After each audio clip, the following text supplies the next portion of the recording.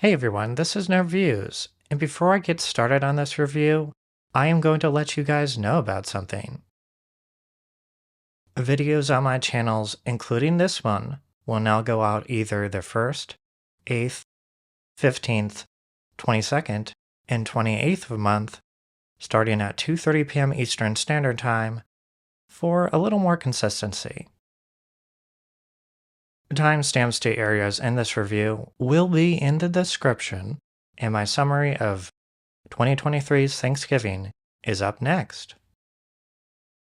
I'm also letting you guys know that there will be some spoilers in this review because this isn't a standalone film.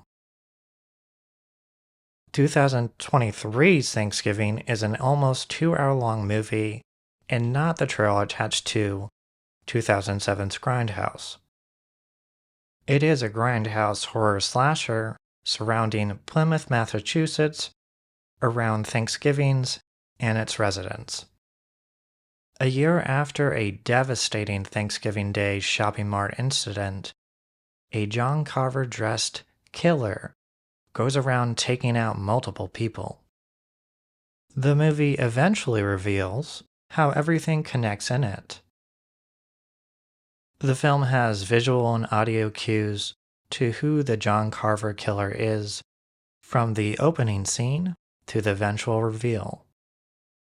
2023's Thanksgiving is a horror slasher grindhouse movie that has young, well-casted performances, complimentary sound design, an atmospheric score, acceptable cinematography, establishes a good atmosphere, standout scenes, but some performances didn't come across as what they could have to me, and sets up for a sequel that couldn't have been needed. The young cast fits into their clique of characters, some of which eventually got what they got. There's the douchey jock who aims to be recognized, to Jessica who doesn't want to be in the spotlight. I thought everybody fit into their characters and clicks well. However, not everyone came off as what they are revealed to be. When they revealed who the Carver was and why they did the things they did, I understood where they were coming from, but them as the Carver, I didn't buy. I've seen them more as a corrupt businessman in other movies. In this one, they were a more charming good person than the Carver. To me, it looked like the younger cast members pulled off similar lines better than the Carver revealed performer did.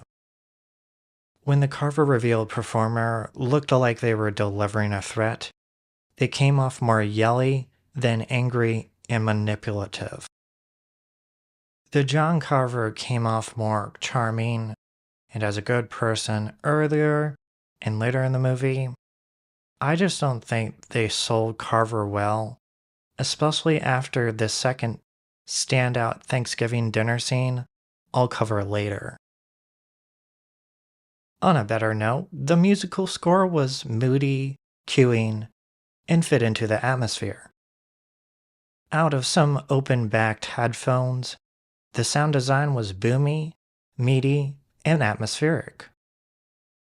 This horror movie's visual design was atmospheric, dark, and I had no notable cinematography issues of not being able to make out what was going on based on how dark or moody it was.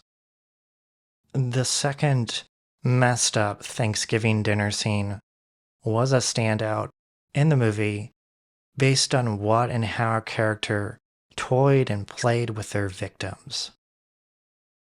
There are also some dark humor examples in this movie, such as a face not being recognized by a phone, when that user's face is half torn off, and when a character holds a recently sawed up, organs displaying, non-responsive friend, frantically asking, "What do I do? What do I do? What do I do?"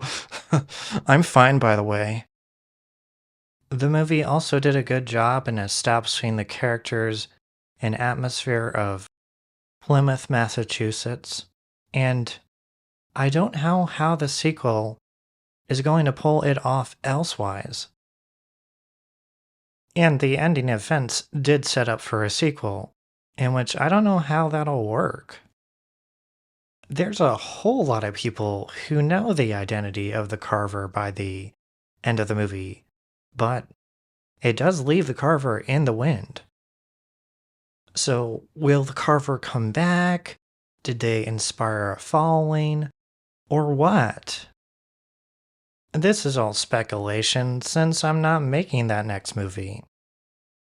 2023's Thanksgiving is a horror slasher grindhouse movie that has young, well-casted performances, complimentary sound design, an atmospheric score, acceptable cinematography, establishes a good atmosphere, standout scenes, but some performances didn't come across as what they could have to me, and sets up for a sequel that could have been needed. Despite the downside of the Carver performance not coming across the way it could have to me, and the sequel that is on the horizon that couldn't have been needed, this is still a pretty solid movie. 2023's Thanksgiving gets an 86 out of 100. Other content is on my Creative Critter Nerb, Nerby Games Gaming, and Nerber Product Reviews channels in this video's description's links. My support pages are also there, and anything related to this channel displays now.